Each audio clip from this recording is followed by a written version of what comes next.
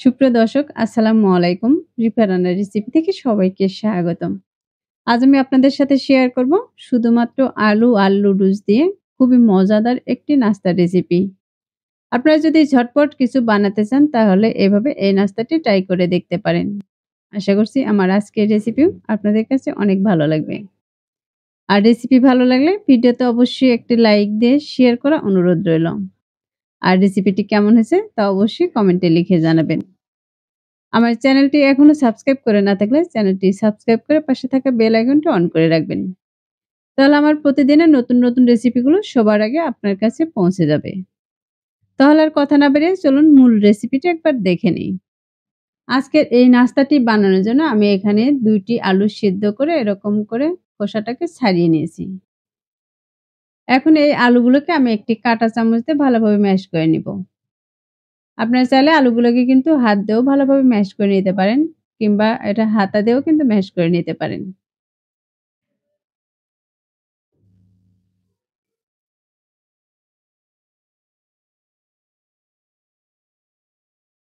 এই পর্যায়ে দেখতে পাচ্ছেন আমি আলুগুলো কিন্তু খুব সুন্দর করে ম্যাশ করে নিয়েছি। এর মাঝে আর কিন্তু কোন রকম দানা ভাব নেই। আলুগুলো যদি দানা ভাব থাকে তাহলে কিন্তু খেতে ভালো লাগবে না। তাই অবশ্যই আলুগুলোকে খুব ভালোভাবে ম্যাশ করে নিবেন। এখন এর মাঝে দিয়ে দিচ্ছি আমি ১ টি পেঁয়াজ কুচি। আর দিয়ে দিচ্ছি স্বাদ মতো লবণ বা ১/২ চা চামচ লবণ। দিয়ে দিচ্ছি কিছুটা ভাজা মসলার গুঁড়া। আর দিয়ে দিচ্ছি চিলি ফ্লেক্স ২ চা চামচ। ঝালটা আপনারা আপনাদের পছন্দ অনুযায়ী দিয়ে দিতে পারেন। এখন এর মাঝে দিয়ে দিচ্ছি আমি ২ চা চামচ ময়দা। এখন এই সবগুলো উপকরণ আমি হাত দিয়ে ভালোভাবে মিশিয়ে নিচ্ছি।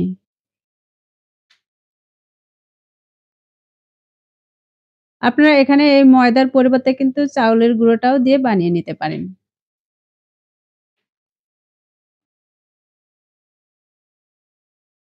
আলুগুলোকে আমি ভালোভাবে এরকম করে মাখিয়ে নিচ্ছি। তাহলে সবগুলো মসলা কিন্তু খুব ভালোভাবে মেশানো হয়ে যাবে।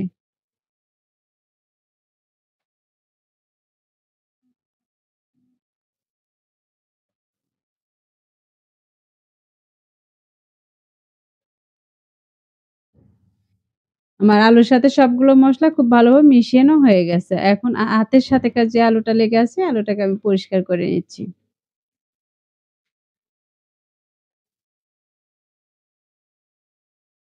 এখন আমি হাতটাকে পরিষ্কার করে নিয়েছি আর এখান থেকে কিছুটা আলুর পুর আমি হাতে নিয়ে নিচ্ছি। আর এটাকে হাত দিয়ে চেপে একটু লম্বা ফিঙ্গারের মতো করে নিব।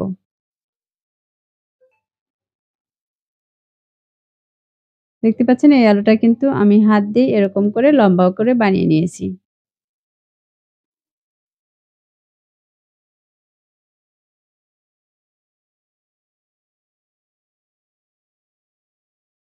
আর এই একইভাবে কিন্তু আমি আরেকটি বানিয়ে দেখিয়ে দিচ্ছি। আবারও কিছুটা আলুর পুর আমি হাতে নিয়েছি আর হাত দিয়ে এরকম করে চেপে একটু লম্বা করে নিচ্ছি।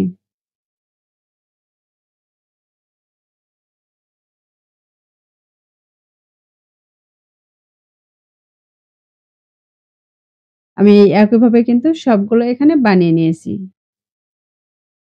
আর নিয়েছি এখানে ১ প্যাকেট লুডুস আর এই লুডুসটা কিন্তু আমি প্যাকেটের মাঝে গুঁড়া করে নিচ্ছি। প্যাকেটের মাঝে গুঁড়া করে নিলে দেখা যাবে চতুর্দিকে কিন্তু ছিটে যাবে না। এখন এই লুডুসের প্যাকেটের মুখটাকে আমি কেটে নিব। আর এই প্লেটে আমি সবগুলোকে নিয়ে নিচ্ছি। দেখতে পাচ্ছেন আমি কতটা এগুলোকে গুঁড়ো করে নিয়েছি। এখন এটাকে আমি সাইডে রেখে দিচ্ছি। আর এখানে আমি আরেকটি বাটি নিয়েছি আর তার মাঝে দিয়ে দিচ্ছি ২ চামচ ময়দা। আর দিয়ে দিচ্ছি কিছুটা পরিমাণে পানি। আমি এখানে একটি পাতলা ব্যাটার তৈরি করব। তার জন্য পানিটা কিন্তু একটু বেশি দিয়েছি। এবার পানি দিয়ে আমি এই ময়দাটাকে ভালোভাবে মিশিয়ে নিব। ময়দার যে একটা দলা ভাব এটা কিন্তু থাকা যাবে না। এই ময়দাটাকে পানির সাথে খুব ভালোভাবে মিশিয়ে নিতে হবে। এখন এর মাঝে দিয়ে দিচ্ছি আমি ১ প্যাকেট নুডলসের মসলা। এই মসলাটা দিলে কিন্তু এর টেস্টটা আরো অনেকটাই বেড়ে যাবে।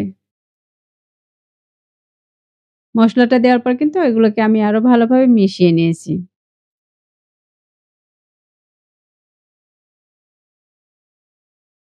এখন সবগুলো উপকরণ কিন্তু আমি একসঙ্গে নিয়ে এসেছি। আর এখন আমি যে আলুর ফিঙ্গারটা বানিয়ে রেখেছিলাম সেটাকে এই ব্যাটারের মাঝে দিয়ে দিচ্ছি। দিয়ে ভালোভাবে কোট করে নিচ্ছি। তারপর আমি আবার লুডুসের মাঝে দিয়ে দিচ্ছি। আর এই আলুর সাথে কিন্তু লুডুসটাকে ভালোভাবে লাগিয়ে নিতে হবে। আমি আলুর সাথে লুডুসটাকে ভালোভাবে লাগিয়ে নিয়েছি। এখন এগুলোকে ভাজার জন্য চুলায় একটি ফ্রাই প্যানে তেল দিয়ে তেলটাকে গরম করে নিয়েছি। আর গরম তেলের মাঝে আমি এক, এক করে দিয়ে দিচ্ছি।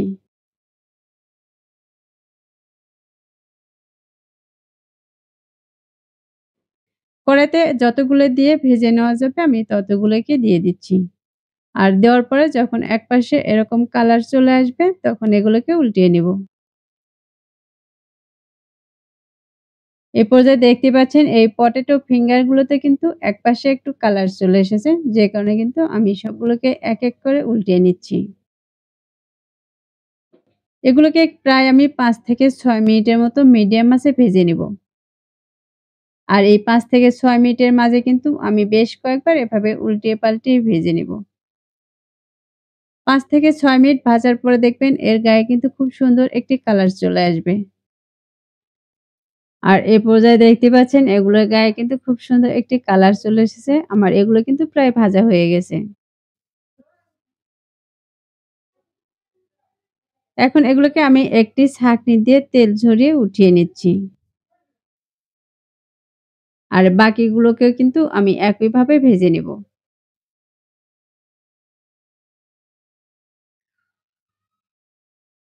তাহলে দর্শক আমার এই সহজ, সহজ রেসিপিগুলো দেখার জন্য আমার চ্যানেলটি অবশ্যই সাবস্ক্রাইব করে পাশে থাকা বেল আইকনটি অন করে রাখবেন।